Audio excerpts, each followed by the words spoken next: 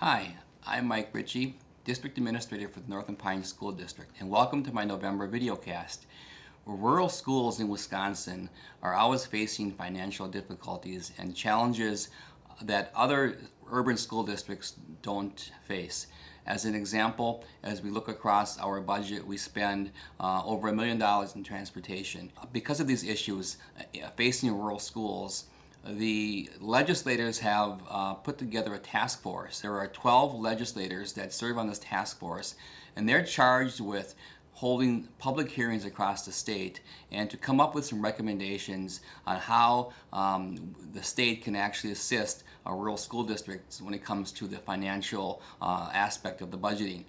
I've been asked to testify at the first hearing, so what you'll see for my November videocast is my actual testimony which took place in Rhinelander at Rhinelander High School. And this is one of 4 meetings that this task force will be hosting.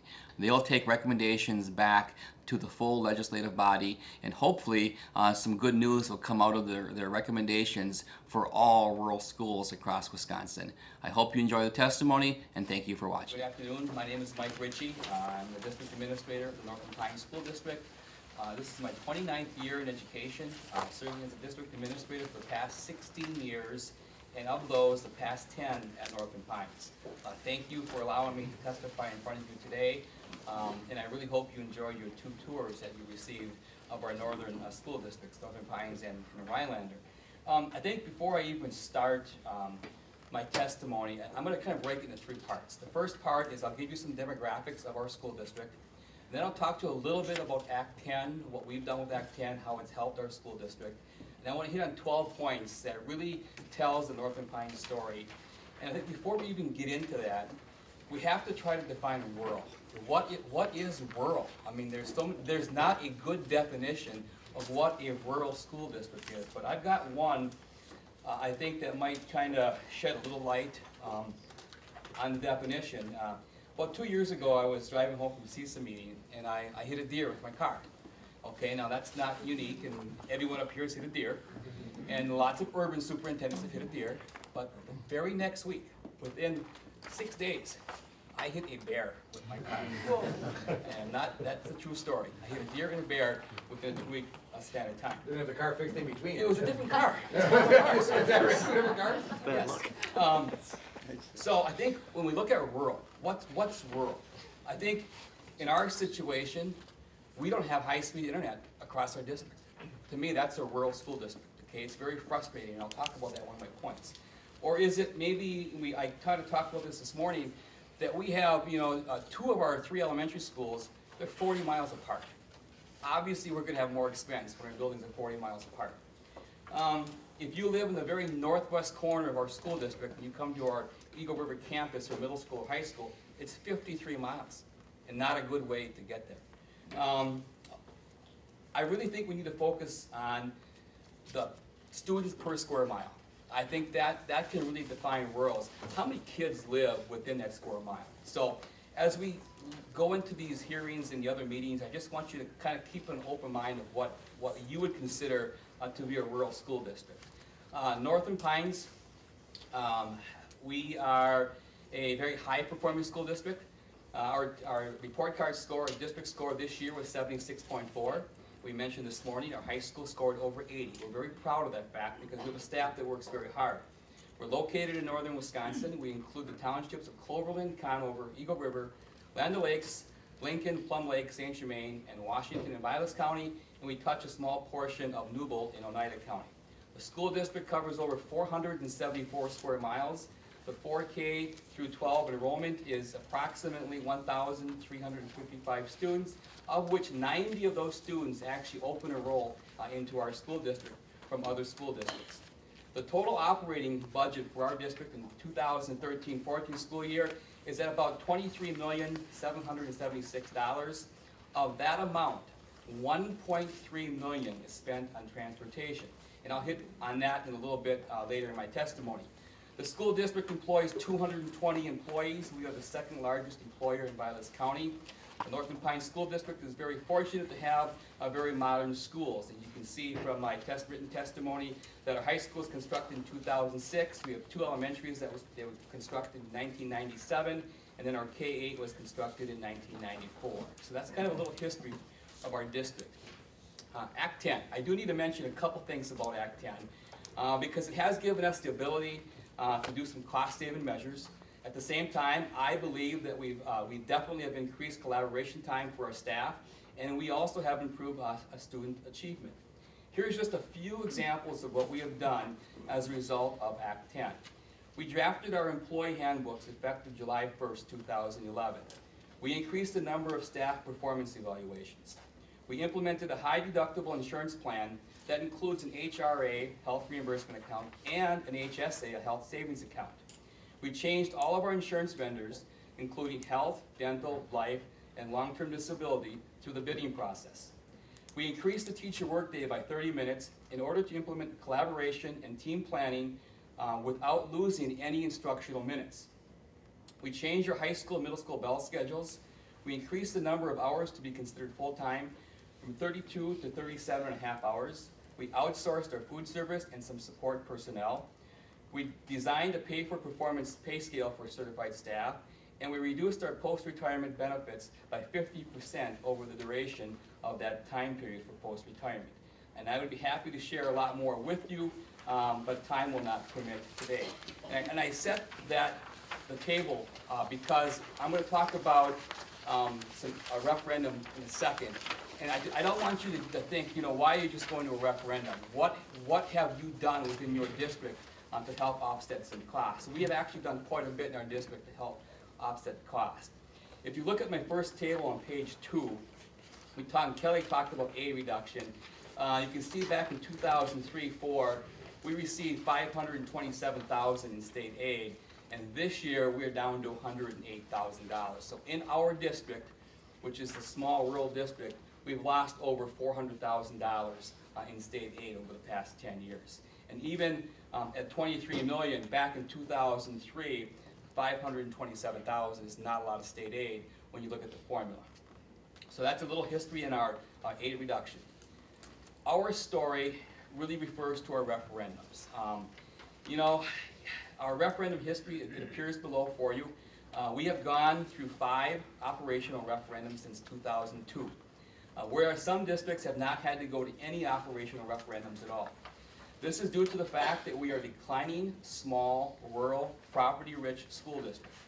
It will always cost us more in total expenditures because we must operate 3 small elementary schools which are over 40 miles apart. It's obviously less expensive to operate 1 larger building in a central location compared to 3 smaller buildings in a rural location.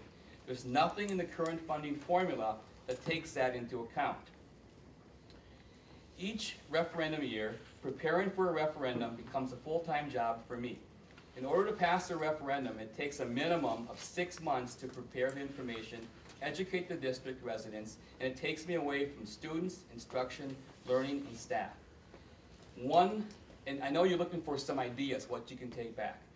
One alternative to having to go to a referendum on a regular basis would be to allow local control to have the ability to increase the levy amount above the caps in lieu of holding a referendum.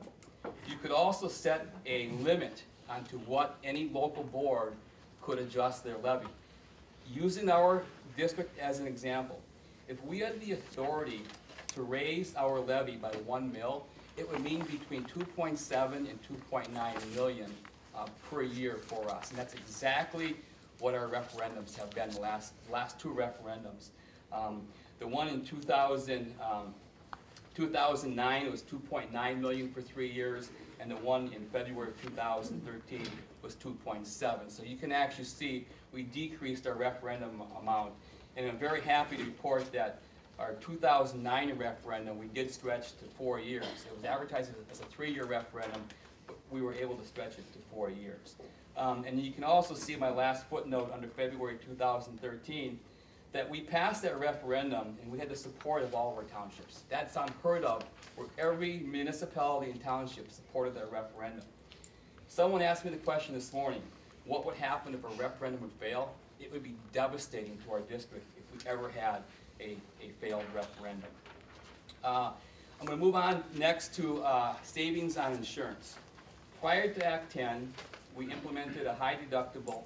It was a $2,000, $4,000 health reimbursement account throughout our district. This resulted in all three unions filing a grievance on October 2nd, 2009. The new plan was the exact same insurance plan as the old plan, with the same benefits and the same out-of-pocket expense as the old plan, which was $250, $500. You can see from the district savings from the implementation of the new plan of the HRA. Beginning with the 2012-13 school year, we were even more creative as we increased the HRA to $5,000, $10,000, and we also added a health savings account with that. Because of Act 10, that was not grievable. And you can see our savings the first year of 2010-11 was $139,000. This past year, this current year, right now, to date, our savings for this year is $406,000. So by increasing that high deductible, both the HRA and the HSA, we drove our premiums way down. And so it's something that's working. And I bring all this up again to show you, and that's one of the reasons why our referendums have passed, is because we try to show our taxpayers we are doing everything fiscally responsible that we can do to keep those costs down. And I don't know of any other district. Lots of districts have an HRA or an HSA. I don't know of any other districts that have both, and we have both. And so our insurance is a little bit complicated. So we have to do a very good job in educating our employees of how that works when you have both the HRA and the HSA.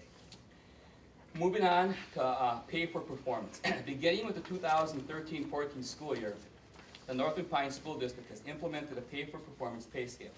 Although this does not save us any money, it shows our commitment to raising teacher standards and the quality of education in the small rural school district.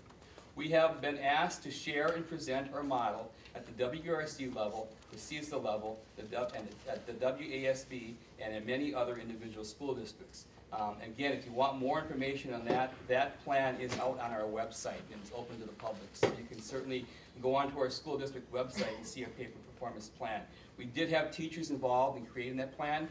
Every meeting was open. We wanted a dialogue with our staff. I have a phenomenal staff. I can't tell you how good our teaching staff is today. And you did get a small example of that this morning as you walked through the high school and you saw how they were engaged with our students. And so I'm so proud of our staff, what they've been able to do.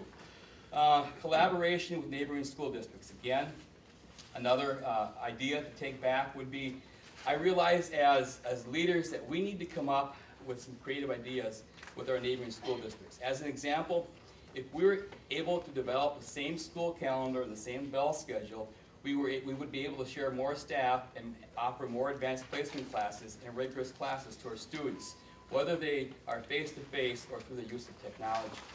One drawback we would have with that recommendation is the fact that our districts are so far apart. So it would be difficult for students to go from school district to school district in most cases. The possibility of staff going from school to school to share staff, but again, speaking more with the use of technology is something that we definitely need to look into. Near and dear to my heart is transportation and sparsity aid. This is the most disheartening aspect of what a rural school faces and has challenges, and I can give you some specific examples here. The Northland Pines School District spends over $1.3 million in transportation annually. Our bus travels 2,070 miles per day, which equates to 372,600 miles in a 180-day school year. Yet, we do not qualify for sparsity aid, as the three criteria for sparsity aid are as follows. District membership must be less than 10 students per square mile.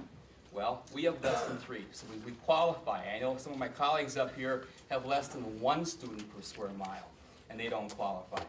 But we have less than 3, the minimum is 10. Kelly talked about the free and reduced lunch, the criteria is at 20%. We are over 40, so we qualify in that area too. And I still, to this day, have no idea what free and reduced lunch has to do with sparsity aid. That needs to be removed from that definition of sparsity aid. But where we don't qualify, the criteria says your enrollment cannot exceed 725 students. We have 1,355. So we're too big. So we don't qualify for sparsity aid because we have too many students. Yet we have less than 3 students per square mile. Two interesting facts about transportation, which were presented in the press release from State Superintendent Tony Evers, dated April 10th, 2013. Sparsely populated school districts with less than 3.6 pupils per square mile spend over $800 in transportation, while school districts with between 11 and 34 students per square mile will spend under $500 per student.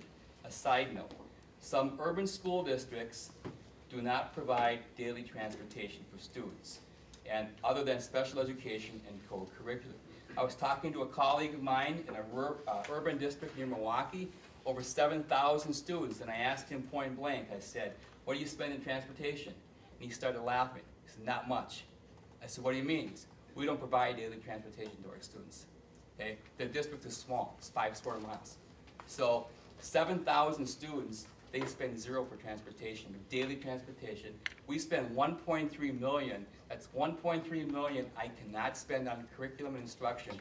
I have to spend on diesel fuel, and he spends on education. Okay, that's where I know what the funding formula. I know you're going to have winners and losers, and it's going to be very difficult to do anything with the formula. I get that.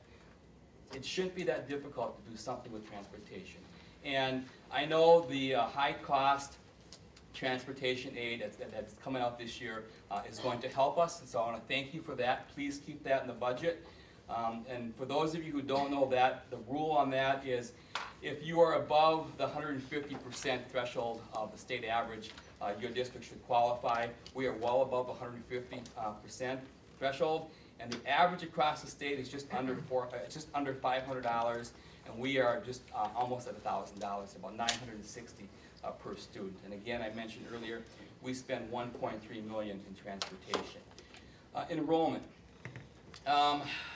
I'm going to go back up before I miss one part on Tony's press release. When he talks about it also, when it comes to overall per pupil cost in a school budget, sparsely populated school districts with less than 3.6 students per square mile spend an average of over $14,000 per student. And again, districts with between 11 and 34 students spend just under $12,000.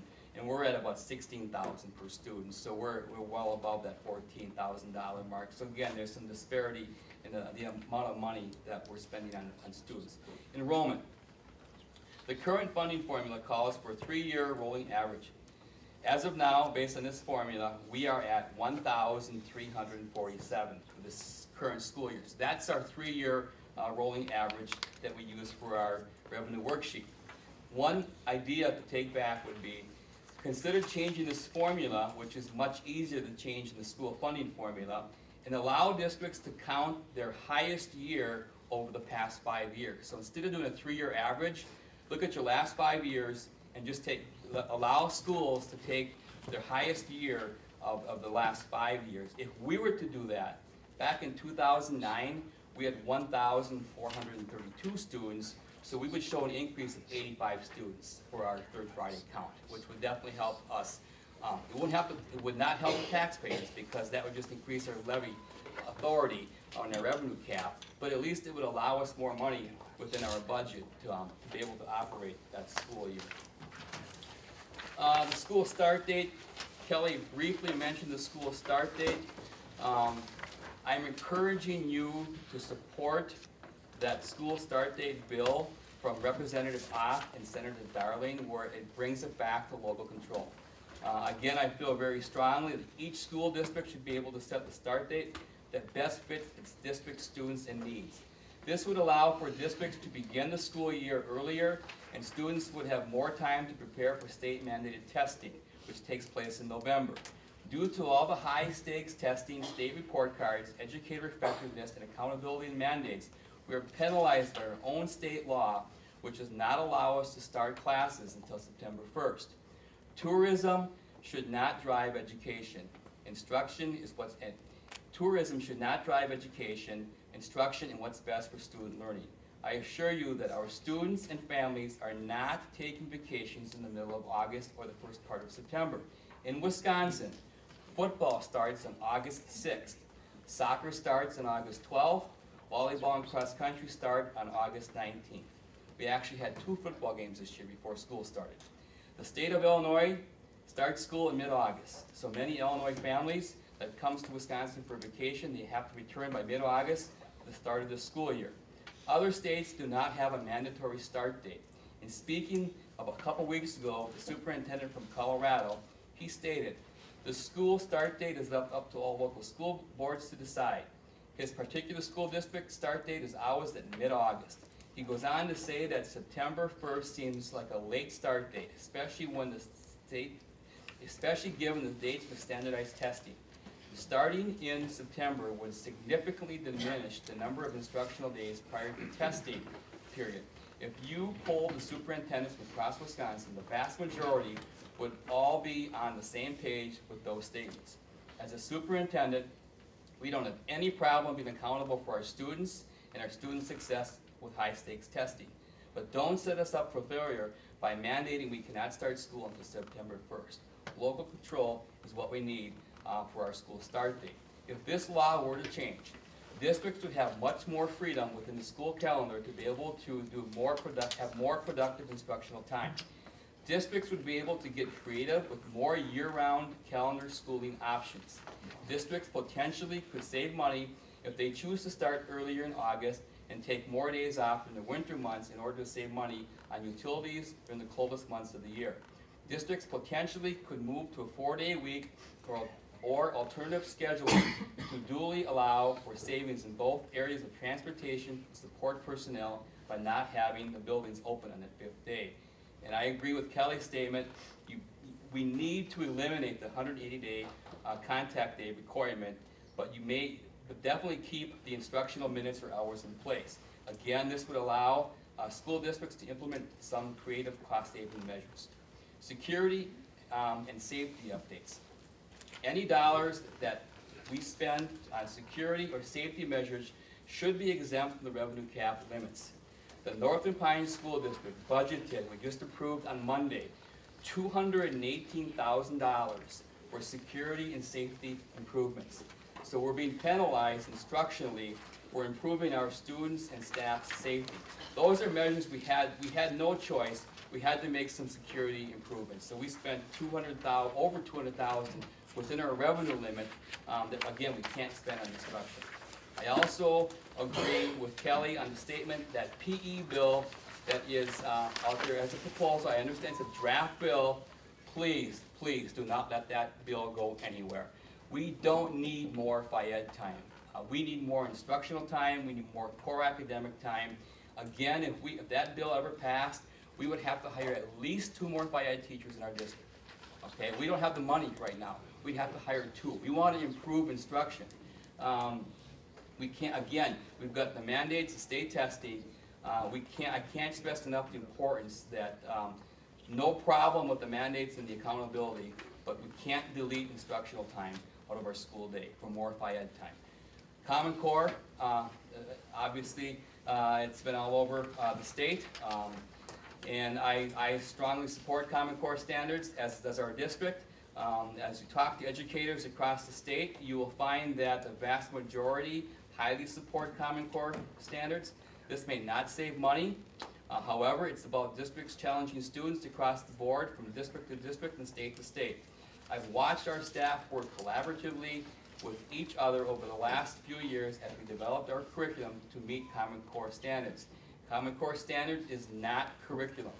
Each local school district is allowed to choose their own curriculum and determine how that instruction is delivered. And on Monday night at a board meeting, we're going to spend an hour and a half talking about Common Core as a public meeting.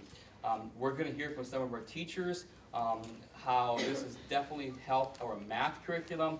It's also helped our English and language arts curriculum over the past couple of years. So again, I know that's a hot topic right now, not only in Madison, but all across the state.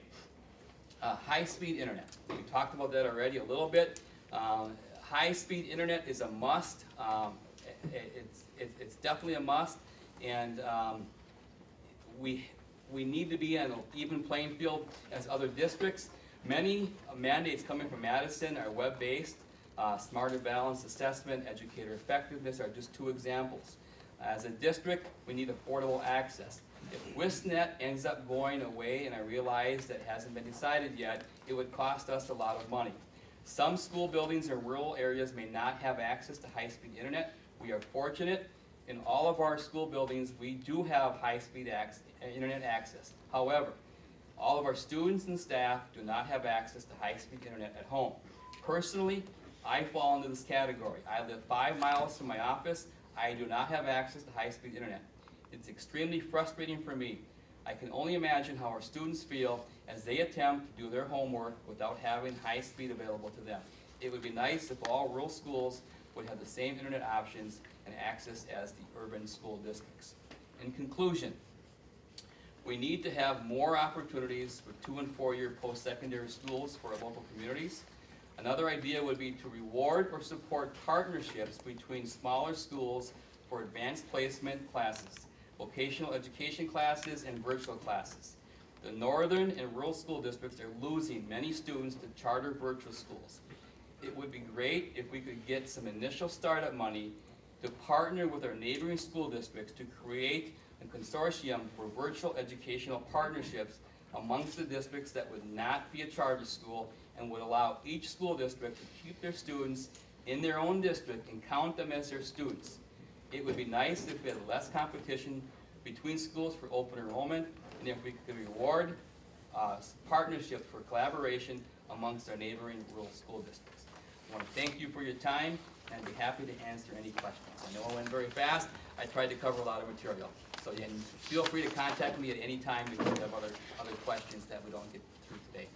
Well, thank you very much. Didn't put a lot of time in this, did you, Mike? That was a mouthful. Yeah, no, this is fantastic, and it's exactly what the committee's looking for, because you did address some of the charges that we're looking for. A couple of quick things. First of all, 1.3 million on transportation. Correct. What do you get back from the state? We're going to get, well, we're hoping with the new aid and what we currently have, somewhere around $300,000. It might be $250,000, but somewhere in that ballpark. What do you get currently? Currently, we get about $90,000. Okay. Yep. And I think that was last year. It's even going to be less this year. Right. And we're hoping for 300,000. We're hoping for 300,000. Certainly would help a little. Let me shift gears for a second too. When we toured your school earlier today, can you touch real briefly on the one-on-one in terms of the Google Chromebooks and how effective it is, but also the challenges, the lack of internet at home? Well, we have a 3-year roll plan for one-to-one. And currently, this is our first year. High school, all high school students have Chromebooks. Next year, for year 2, we're going to the middle school, yet we have not made that decision yet, if it's going to be a Chromebook or an iPad. It's going to be some device for middle school. The following year, we're going to go to elementary. We have, and then you heard today, we really reduced our paper costs. Most of our, I'm talking about high school now, they're all doing things with their Chromebook, and they're even talking to the teachers at 8, 9 o'clock at night, using their Chromebooks, for the ones that can email. Some of these kids go home, they could do a writing assignment at home without having internet. But if they need to do any research or go online, they have a nice Chromebook, but when they go home, they can't go online to do their research. But they even without the internet, they can still do their writing assignment. But it definitely defeats the purpose to use it 100% without having that high speed. Okay. So just for clarification, the students are assigned a Chromebook. Beginning of the season, it's theirs to. It's theirs to keep. Actually, it's their Chromebook for 4 years. We charge a fee. Scott's here, my tech, it's $30 a year for that Chromebook. But then when they graduate after 4 years, they just keep that Chromebook because the life of a Chromebook is not going to last much longer than 4 years. Okay. So. You touched on a whole bunch of stuff here. So, anybody else? Representative Dano. Yeah, a couple questions. Would removing transportation, for instance, and safety measures from the levy limits be of assistance to you? And would that be something that would be Absolutely. you would consider appealing? It would definitely help.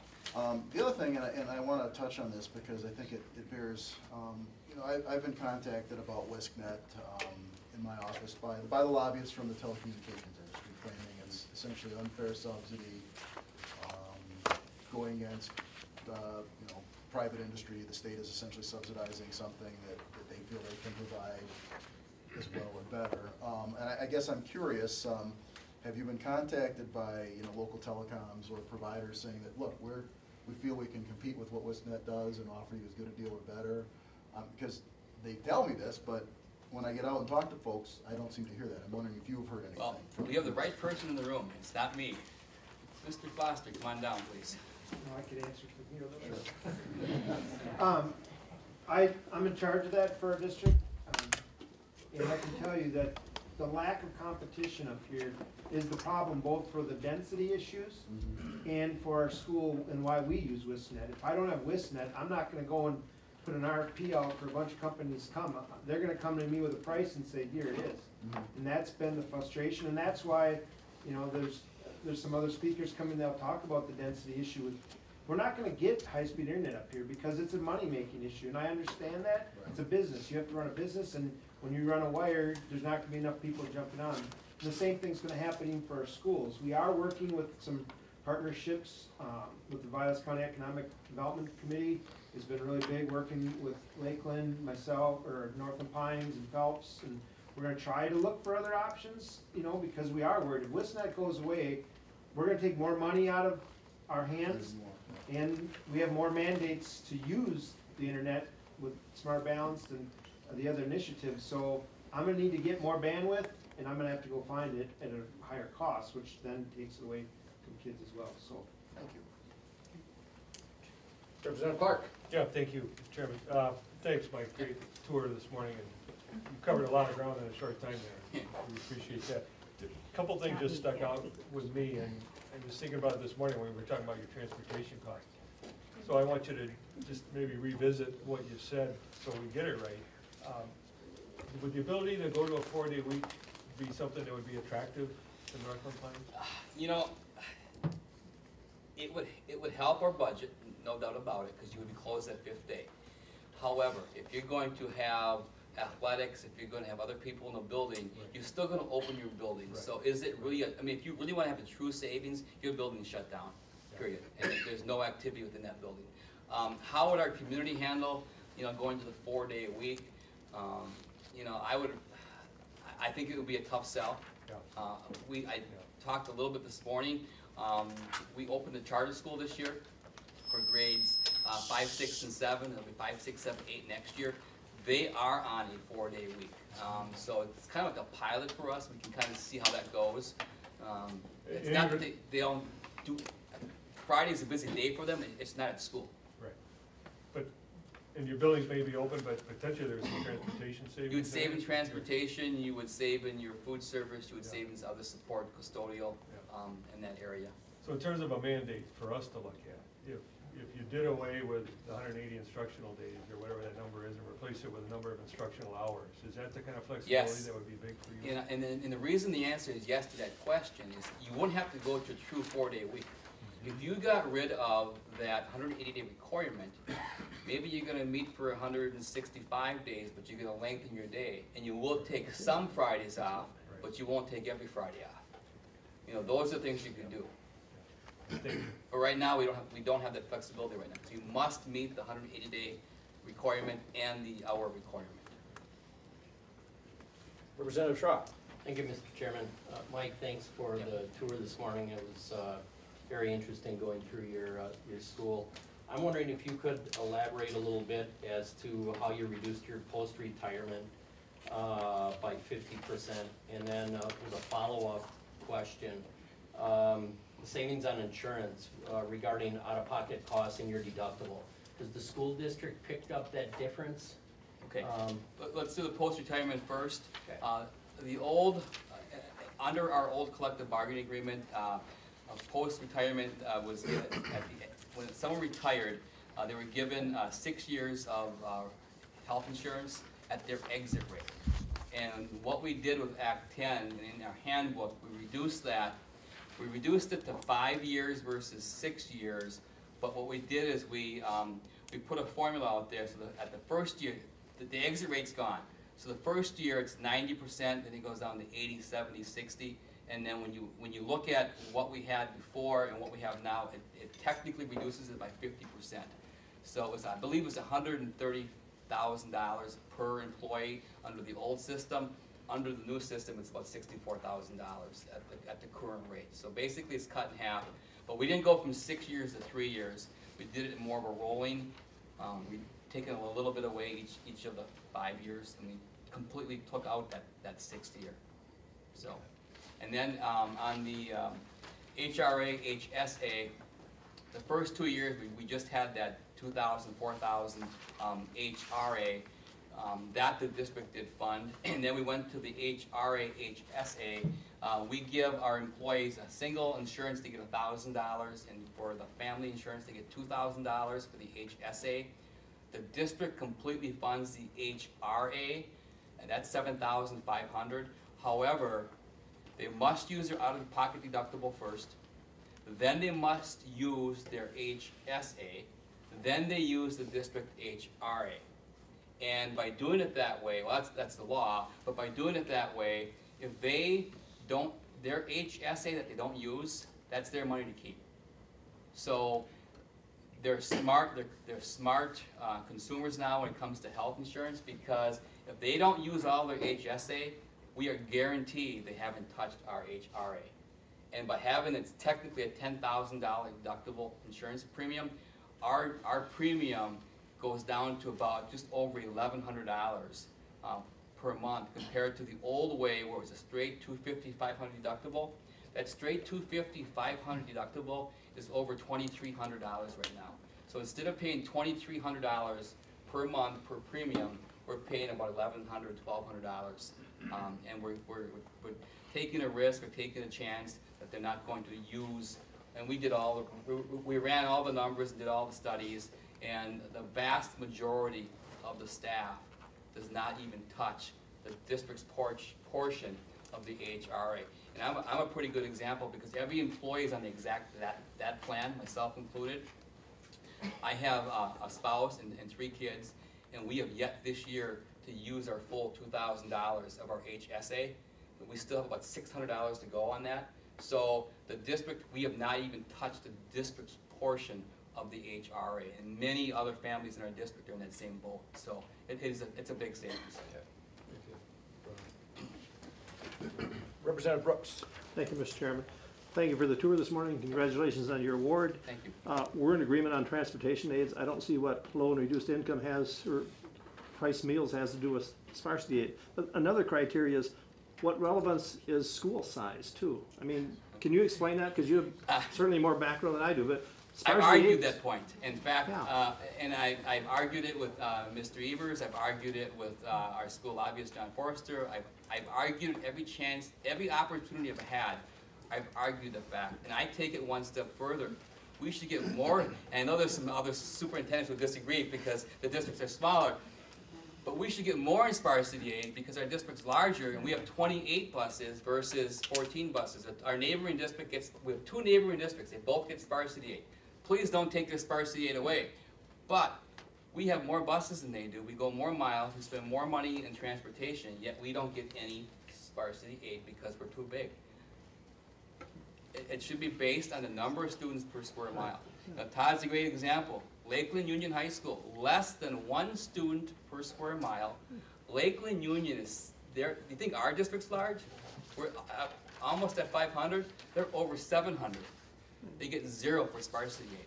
It's 700 miles, and less than 1 student per square mile. Something's wrong, isn't there? Something's wrong with the formula. Thank you. Representative Mursaw. You know, I had, in previous sessions, I had 2 different bills written for the 180-day requirement. Eliminating that, one of them gave specific equal instructional hours, and the other one actually gave more instructional hours. DPI was the biggest fight against it. They just fought tooth and nail. It never came up. And their excuse, or their, I guess it's an excuse, their idea was that schools were going to somewhat abuse it, and they were going to go longer hours during the day and shorten their school years by quite a marginal effect. So I don't know if that is something that you think would happen or not. I don't think it would. I mean, we need to obviously educate our children. We're not going to do something that would hurt our children. I think that every school board in Wisconsin is going to be responsible to that bill, every superintendent, principal.